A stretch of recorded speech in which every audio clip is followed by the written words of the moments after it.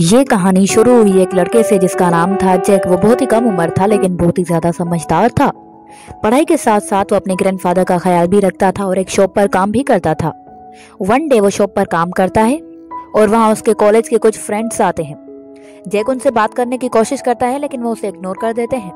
और फिर वहाँ जैक की एक फ्रेंड आती है जिसका नाम था शेली। वो जैक से बातें करती है और फिर जैक उसके साथ अपने घर जाने लगता है। और रास्ते में शेली जैक से बोलती है, आखिर तुम ही क्यों अपने ग्रैंडफादर का ख्याल रखते हो? जैक बोलता है, मेरे पेरेंट्स काम के सिलसिले में अक्सर घर से बाहर रहते हैं और वो अपने कामों में बहुत ही ज्यादा मसरूफ रहते हैं, इसीलिए मैं ही अपने ग्रैंडफादर का ख्याल रखता हूँ। और उसके बाद वो अपने ग्रैंडफादर को कॉल करता है और कहता है कि दादाजी मैं अपनी फ्रेंड के साथ घर आने वाला हूँ। उसके दादा का नाम था एब। एब कहता है कि नहीं बेटा, तुम घर मत आना, यहाँ बहुत ही ज्यादा खतरा है। मेरी बंदूक कहाँ है? उस सेफ की चाबी कहाँ है जिसमें मेरी बंदूक रखी थी? जैक बोलता है कि वो तो पापा के पास है। और वो कहता है कि दादाजी आपने अपनी दवाइयां तो ली है ना? क्योंकि उसे लग रहा था कि दादाजी को फिर से कोई दौरा पड़ा है, क्योंकि वो अक्सर ऐसी बातें करते थे। उसके बाद वो कॉल बंद करता है और कुछ ही देर में अपने घर जहाँ पहुंचता है और वो देखता है कि घर पूरा फैला हुआ था, हर चीज उलट पुलट थी। वो शिली को आवाज लगाता है और बोलता है कि घर में जरूर कोई चोर घुस आए होंगे। शिली बोलती है कि ठीक है, तुम अंदर जाओ, मैं गाड़ी से बंदूक लेकर आती हूँ। जैक इधर उधर देखता है और फिर उसकी नजर घर के बाहर जंगल की तरफ जाती है। वो वहां जाकर देखता है और उसे वहां एब मिलता है। एब की आंखें नहीं थी। जैक दौड़कर उसके पास जाता है और कहता है कि दादाजी आपको क्या हुआ? और एब कहता है कि तुम यहाँ क्यों आए हो? यहाँ बहुत ही ज्यादा खतरा है, यहाँ से चले जाओ, तुम आइलैंड पर जाओ और वहां से तुम काल चक्र में जाना 3 सितंबर 1943 में। और तुम मुझे पागल समझते हो ना? वहां तुम्हें एक पंछी मिलेगी और वो तुम्हें सब कुछ समझाएगी। एब कहता है कि बताओ बेटा, तुम मेरी बात मानोगे ना मेरे शेर? जैक कहता है कि हाँ दादाजी, मैं आपकी बात जरूर मानूंगा।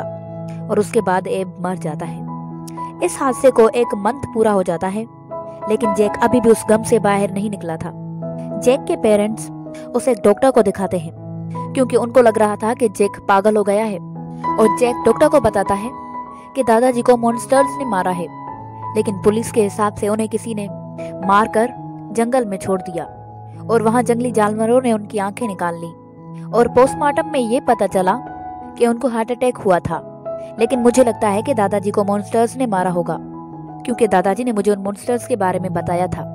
मैं बचपन ही से उनके बहुत ही ज्यादा क्लोज था, मैं उनसे बहुत ही ज्यादा प्यार करता था।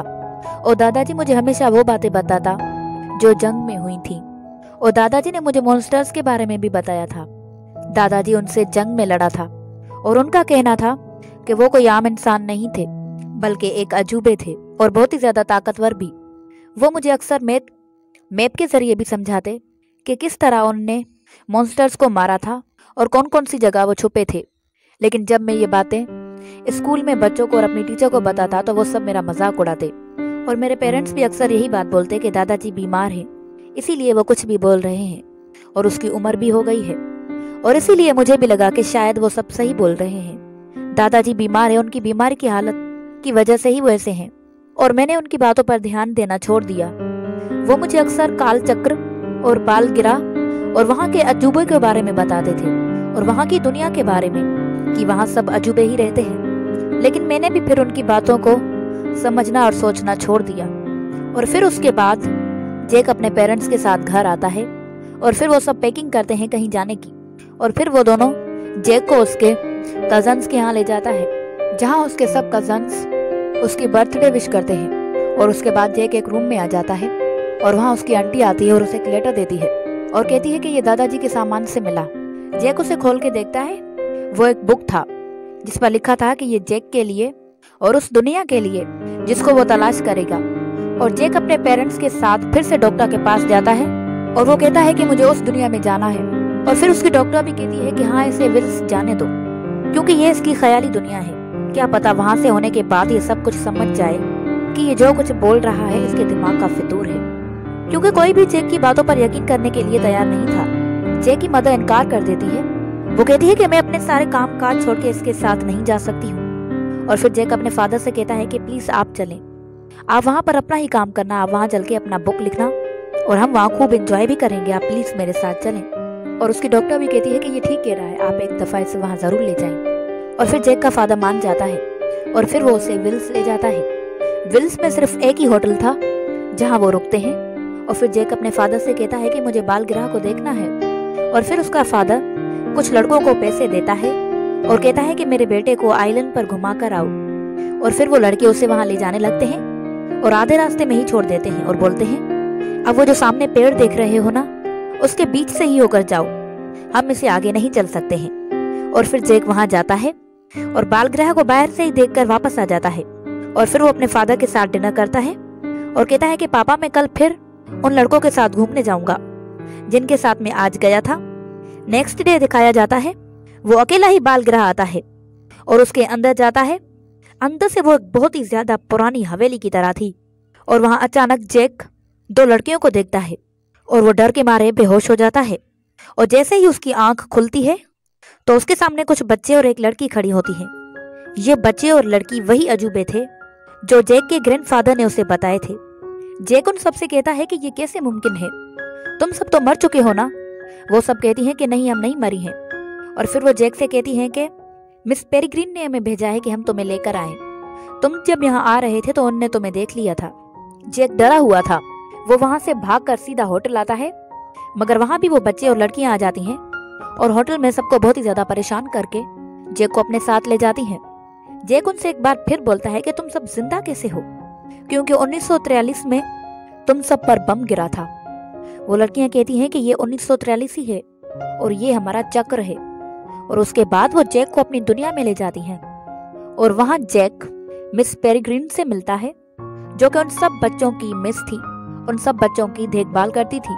मिस पेरिग्रीन जैक को बोलती है तुम बहुत ही ज्यादा छोटे थे जब तुम्हारे दादाजी ने तुम्हारी पिक भेजी थी। और फिर वो बोलती है कि ऐप के बारे में सुनकर बहुत ही ज्यादा दुख हुआ। और उसके बाद जैक उसे कहता है कि दादाजी ने मुझे आपको ढूंढने के लिए कहा था और साथ ही साथ ये भी कहा था कि आप मुझे सब कुछ समझाएंगी। मिस पेरिग्रीन बोलती है कि बिल्कुल। और फिर वो उसे समझाती है कि हम वो हैं जिन्हें आम जबान में अजूबे कहा जाता है और हम सब ऐसी जगहों में रहते हैं जहां कोई हमें तंग ना कर पाए। वो कहती है कि मैं एक खास किस्म का अजूबा हूँ, मैं एक पंछी का रूप भी बदल सकती हूँ और हम सही दिन सही जगह देखकर एक काल चक्र बनाते हैं जो कि 24 घंटे में ही बन जाता है और उसको रिसेट करने से वो दिन वैसा ही बन जाता है जैसा हम चाहते हैं और हम बाहरी दुनिया से महफूज हो जाते हैं। यहाँ किसी की उम्र नहीं बढ़ती। और फिर वो उससे मिलाती है इनोक से। वो दो बच्चे एक जैसे ही थे, वो भी अजूबे होते हैं। और वहाँ इमा भी होती है जिसे वो पहले ही मिल चुका था, वो भी एक अजूबा थी। वो बहुत ही ज्यादा हल्की थी, हवा से वो कहीं भी उड़ जाती, इसीलिए वो हमेशा लोहे के सैंडल ही पहन के रखती ताकि वो उड़ ना जाए। इमा जैक से मिलती है और फिर मिस पेरिग्रीन कहती है कि ऐसे सब के बारे में सब कुछ बता दो। इमा और जैक की दोस्ती हो जाती है और जैक वहाँ एक और लड़के से भी मिलता है जो कि एक अजूबा था। वो इंसानी पुतले बनाता था और अपनी ताकत से उन्हें जिंदा भी करता और उसका नाम इनोक था। वो जैक को पसंद नहीं करता क्योंकि वो इमा को पसंद करता था। और उसके बाद वो सब डिनर के लिए एक साथ बैठते हैं और बहुत ज्यादा बातें करते हैं और सब जैक को बोलते हैं कि तुम भी हमारे साथ ही रह लो, हमारी दुनिया में ही रहो। मगर जैक कोई जवाब नहीं देता और फिर जैक बोलता है कि अब मुझे चलना चाहिए।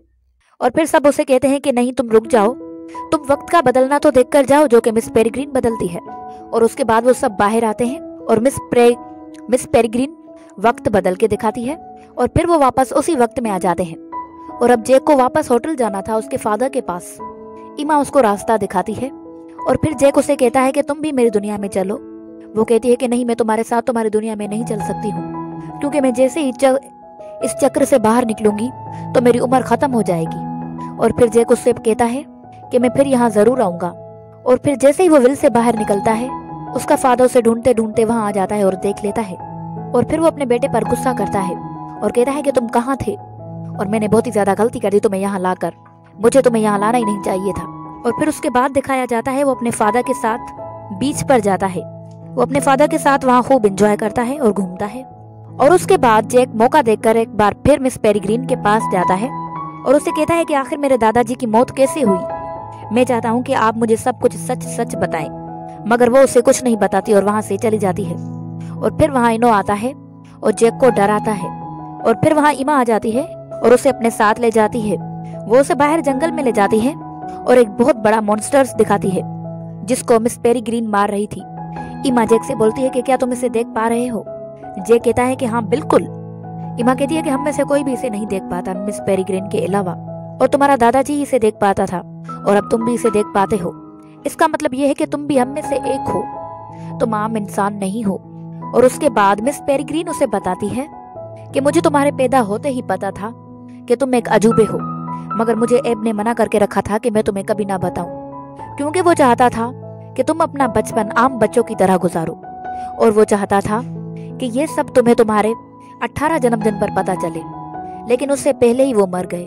और फिर वो जेक को बताती है कि एक इंसान जो हमारे जैसा ही अजूबा था, जिसका नाम था मिस्टर बेरन, वो हम में से ही एक था, लेकिन उसने खुद को अमर करने के लिए उसने एक एमरन को कैद किया और उस पर अलग अलग एक्सपेरिमेंट करने लगा। लेकिन उसे उसका अंजाम पता नहीं था कि उसके साथ क्या होने वाला है। उसने गलत एक्सपेरिमेंट किया, जिसका अंजाम ये हुआ कि वो और उसके सब साथी अदृश्य हौवे बन गए। और फिर उन्हें पता चला कि इंसानी आंखें खाने से वो वैसे इंसान बन सकते हैं, और फिर वो इंसानी आंखें खाने लगे और देखते ही देखते वो इंसानी रूप में वापस आ गए। और हो सकता है कि तुम्हारे दादाजी की आंखें भी उन्होंने ही ली हों। और फिर अचानक उन्हें पता चलता है कि उन पर हमला होने वाला है। वो हवा उन पर हमला करने वाला था, और ये खबर उन्हें एक दूसरे आइलैंड की मिस आकर बताती है। और फिर मिस पेरिग्रिन सब बच्चों को बोलती है, सब तैयारी करो, हम कल यहाँ से चले जाएंगे, कहीं और जाएंगे और अपना चक्र बनाएंगे। और फिर जेक कहता है कि अब मुझे वापस जाना चाहिए, क्योंकि अगर एक बार आप लोगों ने चक्कर बनाना शुरू कर दिया तो मैं वापस कभी नहीं जा पाऊंगा। ईमा उसे कहती है कि हम सबकी जान खतरे में है और उन मॉन्स्टर्स को सिर्फ तुम ही देख पाते हो, क्या तुम हमारी मदद नहीं करोगे? और फिर जेक कहता है कि मैं अपने दादा जैसा नहीं हूँ, मैं किसी को नहीं मार सकता हूँ। और फिर वो वहां से चला जाता है अपने फादर के पास। और फिर उसका फादर कहता है कि अच्छा हुआ कि तुम चले आए, मैं तो डर गया था, क्योंकि यहाँ एक लाश मिली है जिसकी आंखें नहीं है। और फिर जेक कहता है कि पापा मुझे एक काम है, मैं अभी आता हूँ। लेकिन उसका फादर कहता है कि नहीं, कहीं नहीं जाओगे तुम। जेक उसकी बात नहीं सुनता और वहां से भाग जाता है। वो गुफा के अंदर जाता है और तभी वहां मिस्टर बेरन आ जाता है, जो एक हवा बन गया था। वो जेक को अपने साथ ले जाता है मिस पेरिग्रिन के घर। और फिर वो मिस पेरिग्रिन से कहता है कि जैसा जैसा मैं बोलता हूँ वैसा करो, नहीं तो मैं इस लड़के को मार दूंगा। और फिर वो मिस पेरिग्रिन से कहता है कि सारे बच्चों को एक रूम में बंद करो। मिस पेरिग्रिन ना चाहते हुए भी सारे बच्चों को एक रूम में बंद करती है। और फिर वो उसे कहता है कि अब तुम एक पंछी बनकर पिंजरे के अंदर चली जाओ। मिस पेरिग्रिन वैसा ही करती है और जाते हुए वो जेक से बोलती है कि तुम वादा करो कि मेरे बच्चों की हिफाजत करोगे। और फिर वो पंछी बनकर एक पिंजरे के अंदर चली जाती है और बेरन उसे कैद कर देता है। और उसके बाद वो जेक को भी एक रूम में बंद कर देता है। और फिर वहाँ उसके साथी मॉन्स्टर्स भी आ जाते हैं, जो रूम का डोर तोड़कर अंदर आते हैं। लेकिन जेक वहाँ नहीं था और ना ही बच्चे, क्योंकि जेक उन सबको खिड़की से बचाकर बाहर ले गया था, क्योंकि जेक ही एक था जो मॉन्स्टर्स को देख रहा था। और फिर जेक उन सब बच्चों से बोलता है, हमें उन सबको ढूंढना होगा मिस पेरिग्रिन को बचाने के लिए। फिर वो सब मिलकर मॉन्स्टर को ढूंढने की कोशिश करते हैं और बर्फ से उन मॉन्स्टर्स पर हमला करते हैं, जिनसे वो मॉन्स्टर्स नजर आने लगते हैं। जेक और सारे बच्चे मिलकर उन सबको मारने लगते हैं और फिर बेरन मिस पेरिग्रिन को उड़ा देता है। वो बहुत ही ज्यादा खतरनाक था। जेक और बच्चे उसे भी मारने की कोशिश करते हैं, लेकिन वो नाकाम रहते हैं। बेरन बहुत ही ज्यादा ताकतवर था, वो सारे बच्चों पर हमला करता है और फिर आखिर में वो जेक का रूप ले लेता है और वो सारे बच्चों से कहता है कि मैं ही हूँ जेक, ये बहरूपिया है। कोई भी समझ नहीं पाता कि आखिरकार असली जेक कौन है। और फिर अचानक वहाँ एक मॉन्स्टर आता है। असली जेक उसे देख पा रहा था, लेकिन बेरन उसे नहीं देख पा रहा था। और वो मॉन्स्टर एक ही वार में बेरन को खा जाता है और जेक बच जाता है। और इसी तरह जेक सारे बच्चों की जान बचा लेता है और फिर उन सबको सही सलामत दूसरे चक्रव्यूह तक पहुंचा देता है और कहता है कि मिस पेरिग्रिन भी बहुत जल्द वापस आएगी, जब उसे ये पता चलेगा कि तुम सब सही सलामत हो। और फिर वो वापस जाने लगता है और ईमा उसे रोकने की कोशिश करती है। जेक कहता है कि मैं नहीं रुक सकता हूँ। और उसके बाद वो अपने घर आता है, अपने पेरेंट्स के पास वापस। लेकिन वो उदास था, क्योंकि वो ईमा को चाहने लगा था और उससे दूर हो गया था। और फिर उसका फादर उसके पास आता है और कहता है कि तुम उसी दुनिया के लिए बने हो, तुम उस दुनिया में वापस जा सकते हो। और फिर वो उसे कुछ कैश देता है और कहता है कि तुम अपने प्यार के पास वापस जा सकते हो। जेक बहुत ही ज्यादा खुश हो जाता है और वो जल्दी से वहां जाने लगता है। उसे बहुत ही ज्यादा वक्त लग जाता है वहां जाने में। वो बड़ी मुश्किल से ईमा तक पहुंचता है और उससे अपनी मोहब्बत का इजहार करता है और उसे बताता है कि मैं कितनी मुश्किल से यहाँ आया हूँ। और फिर वो